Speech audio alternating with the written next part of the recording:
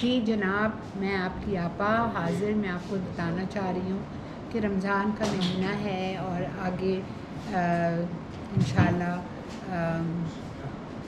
بڑی بڑی راتیں آئیں گی، 21ویں شب اور 23ویں شب، لیکن آپ ابھی سے ہر روز رات کو عشاء کی نماز کے بعد 21 مرتبہ یہ پورے 30 دن سورہ قدر پڑھا کریں۔ بہت ثواب ہے سورہ قدر 21 ٹائمز ڈیلی رات میں پڑھ لیا کریں آفٹر عشاء، ٹھیک ہے؟